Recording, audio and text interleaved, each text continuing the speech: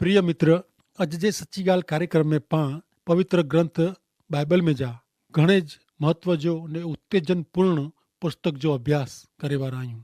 अगाउ जे ॿ कार्यक्रम में पाण गीते जो गीत नाजे पुस्तक जी पूर्व भूमिका એટલે કે प्रस्तावना न रही। इन पुस्तक के घणे संभार से समझे जी ज़रूर है। उन पुस्तक जी पाण शुरुआत कयूं तंहिं पहला आउं के ॿ वक़्त पाण जेको अभ्यास कयो इनमें समझायो चयो हो कि हिन पुस्तक के घणे आध्यात्मिक दृष्टि से नेरे जी ज़रूर है। ही पुस्तक पवित्र आत्मा जी प्रेरणा से लिखल है ने पंहिंजे कौटुंबिक जीवन ला ने ईश्वर ने पाण विचे जो प्रेम स्वार्पण ने आधीनता हुअणु खपे इन विषय जणाए थो। मित्र, ईश्वर आके प्रेम कईं था ने उहे इच्छे था कि અહીં उन्हीं ते विश्वास रखीने उन्हीं साथे जे संबंध में अॻियां अचीने अॻियां वधंदा वञो। मित्र, गीते जो गीत पाके जाति जा विषय जणाए थो ने जातीता ईश्वर जी ॾिनल ख़ासी भेट आहे। इन जो उपयोग लग्न जीवन में घणे ख़ासी रीते करे जो आहे। जॾहिं माण्हू पापी थईने ईश्वर जी भेट जो दुरुपयोग करे थो तॾहिं उहो न गमे अहिड़ो शर्म अचे अहिड़ो ने सहज रीते न स्वीकारी सघूं अहिड़ो विषय बनी वञे थो। पाप गमे एतिरी ख़ासी वस्तु खे ख़राब विचित्र बनाए ॾिए थो। इन जी असर अवरी थिए थी। ईश्वर जी ॾिनल जातीता जी भेट जो जॾहिं माण्हू दुरुपयोग कयो हुयो तॾहिं अशुद्ध देह तृप्ति घणे सामान्य बनी वई। पण पवित्र ग्रंथ बाइबल में गीते जो गीत पुस्तक जणाए थो इन प्रमाणे जातीता घणे ज महत्व जी आहे।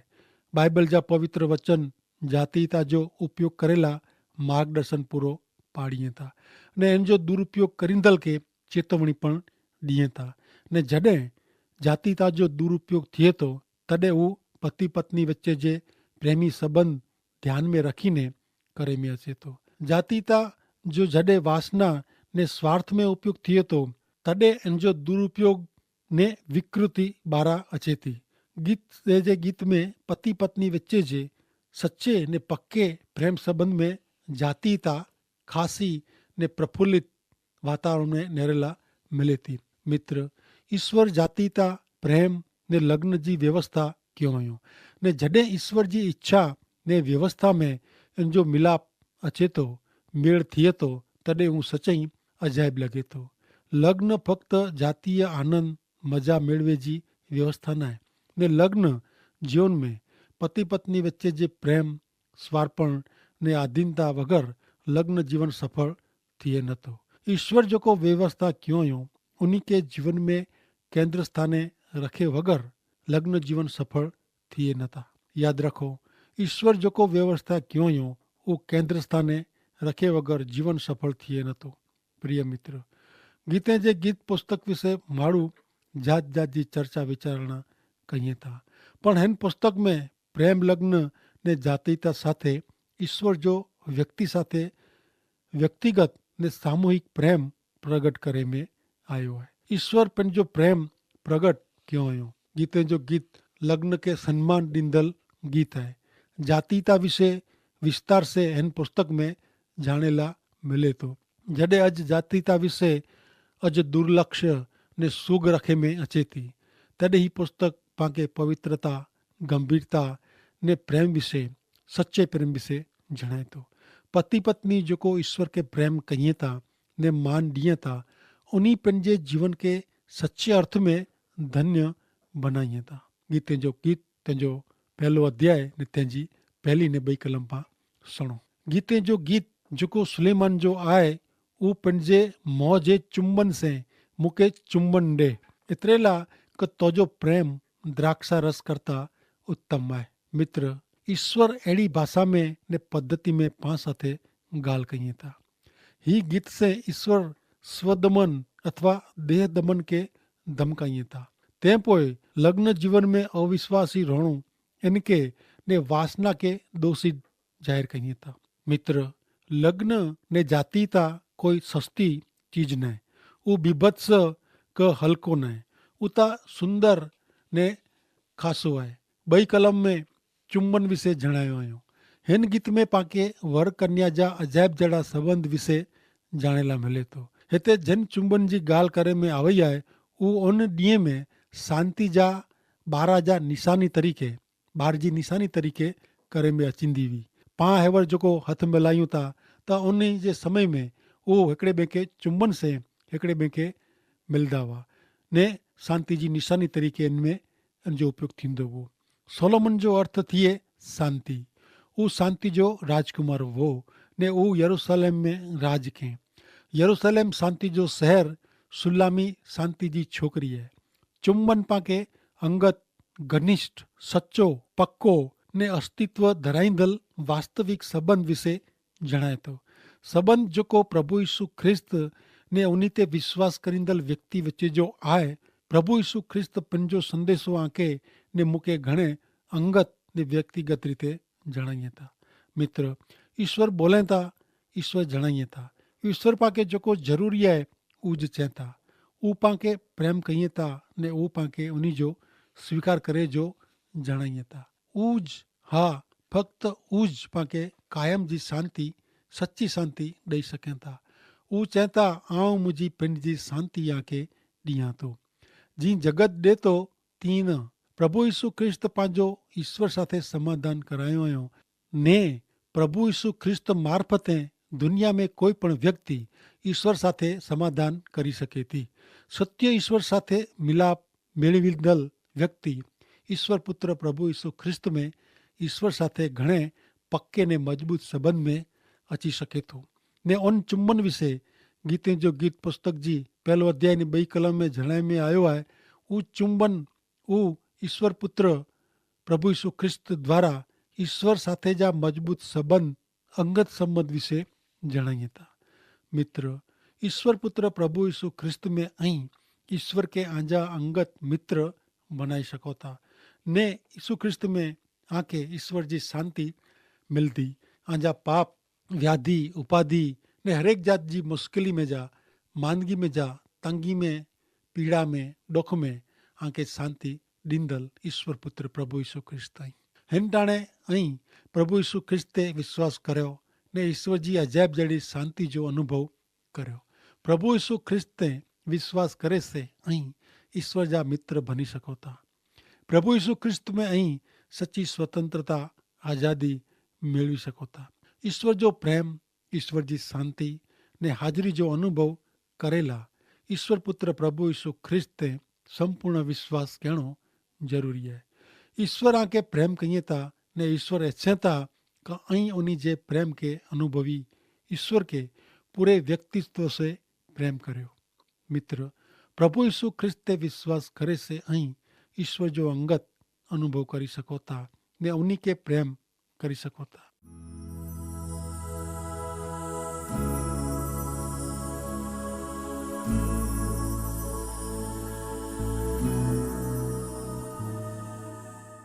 अॻियां वधंदे हाणे नेरियूं 2 कलम में चवनि था कि उहो पंहिंजे मौजे चुंबन से मूंखे चुंबन ॾे कीअं कि तुंहिंजो प्रेम द्राक्षा रस करता उत्तम आहे। हिन कलम में जणावियल प्रेम अथवा प्रीति शब्द खे सम्झो। हिते ईश्वर जो वचन जणाए थो कि तुंहिंजो प्रेम द्राक्षा रस करता उत्तम ख़ासे में ख़ासो आहे। हीउ गीत जॾहिं लिखे में आयो हो तॾहिं द्राक्षा रस खे घणे वॾो मान ॾिने में अचींदो हो ने उहो फक्त ख़ासि व्यक्ति खे ज पिरसे में ॾिने में अचींदो हो। भोजन समारंभ में द्राक्षारस जो घणे महत्व जो स्थान हो, मान हो। द्राक्षारस से माण्हू खे अनेरो आनंद ने ताजगी मिलदी हुई। मित्र, ईश्वर पुत्र प्रभु यीशु ख्रिस्त में पां ईश्वर साथे नजीक जे संबंध में अचूं था ने ईश्वर जी अंगत संगत पांखे अजायब आनंद ने स्वर्गीय आनंद से भरी देती। प्रभु यीशु ख्रिस्त ते विश्वास करे से ईश्वर आके मात्र पंहिंजा लिखी था। एतिरो ज न पर उहो आके पंहिंजे आनंद मज़ा से भरपूर कईए था। पवित्र बाइबल में राजा दाऊद जणाइए था कि मुंहिंजो प्यालो उभराए वेंदो ने ईश्वर पुत्र प्रभु यीशु ख्रिस्त जणाइए था कि आऊं आके भरपूर जीवन ॾिने लाइ आयो आहियां। मुंहिंजो आनंद आमें रहे ने आंजो आनंद संपूर्ण थिए, भरपूर थिए, तंहिं लाइ ही ॻाल्हि आऊं आके चाहां थो।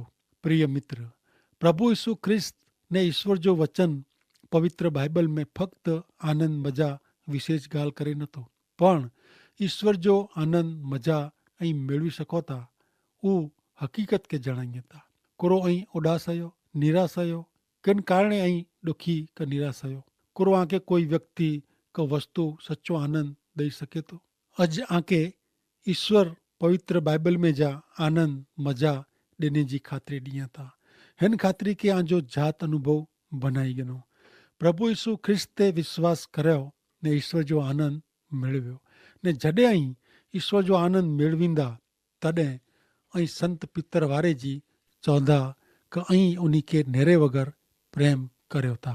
जगी हेवर अहीं उन्हीं के दसो नता त पण अहीं उन्हीं ते विश्वास रखो था। मित्र, प्रभु यीशु ख्रिस्ते विश्वास रखंदल व्यक्ति दुख में पण ईश्वर जो आनंद अनुभवी सके तो ने उन वास्तविक जी खातरी दींदे पवित्र ग्रंथ बाइबल में जूने करा जे विभाग में हब्बाकुक ना जो प्रबोधक तेजे 3 अध्याय जी 17 ने 18वीं कलम में जणाइए था कि अंजीर जे झाड़ के फूल न अचे, द्राक्ष वेले के द्राक्ष न उगे, जैतून झाड़ जो पैदाश न थिए, खेतर में की अनाज उगे न, वाड़ में जा घेटे बकरे जो नाश थिए ने वग में ढोर ढाक रहे न, तब पण आऊं ईश्वर में आनंद मेळवींदो, आऊं मुझे मोक्षदाता देव में आनंद मजा करींदो। केड़ी अजाब जड़ो विश्वास ने गाल है।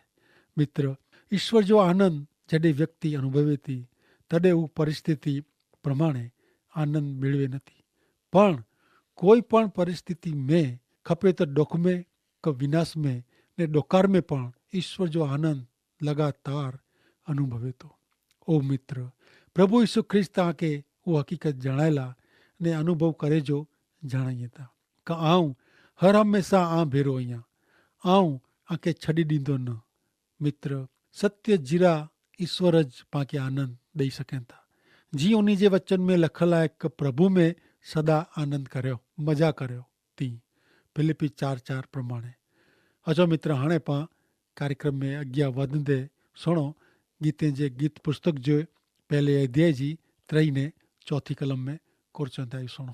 हिते लिखल है कि तोजे अतर जी सौगंध खासी है, तो जो ना चोपड़ेल अतर जड़ो है, तेला कुमारिका तो के प्रेम कहिए थियूं, मुझो आकर्षण कर असी तो पठिया दौड़न्यू, राजा मुके पिंजे ओरडे में कोठी आयो है, असी मेड़े तो में आनंद करीबो, द्राक्षरस करता असी तोजे प्रेम जा वधु वखाण करीबो, ऊ तो के प्रेम कहिए थियूं, ऊ व्याजबी है। 3 कलम में अतर विषे, हाँ, सुगंधी अतर विषे जणायो आयो। मित्र, ही वचन ने शब्द पण पाके ईश्वर पुत्र प्रभु यीशु ख्रिस्त में जन्मनु मरण सुधी जे जीवन सुधी जणाइए था। पवित्र बाइबल में जणाय प्रमाणे जडे प्रभु यीशु ख्रिस्त जो जन्म थियो तडे पण सुगंधी द्रव्य से ऊ ज्ञानी माड़ू उन्हीं जो भजन क्यों, कीर्तन क्यों। जडे प्रभु यीशु ख्रिस्त जो मरण थियो तडे पण उन्हीं जे मृतदेह के सुगंधी द्रव्य चोपड़े में आया। प्रभु यीशु ख्रिस्त पृथ्वी ते वाह तडे मारिया नाजी स्त्री उन्हीं जे मरण अगाऊ प्रभु यीशु ख्रिस्त के कीमती ने सुगंधी द्रव्य से अभिषेक क्यों। मित्र, प्रभु यीशु ख्रिस्त जो मरण स्वाभाविक ने सामान्य न वो, वो विशिष्ट वो, खास वो, कारण ईश्वर पुत्र सजी मानव जात जो पाप जो दंड भरपाई करेला वो क्रूस्ते मरया, वो स्वैच्छिक मरण वो मानव जात जे उद्धारला मरण वो ने उन्हीं जे मरण से पाप जी दुर्गंध छीटी थी हुई है। मानव जात के शाश्वत जीवन जी भेंट जेड़ी सुगंध चारे बाजू पसरी हुई है। गीत शास्त्र 1 अध्याय ने 4 कलम में चेता कि दुष्ट एड़ा नहीं पण वो पवन से ओडंदल फोतरे जड़ा आई। हिन कलम में अजायब बाबत जणावेला है।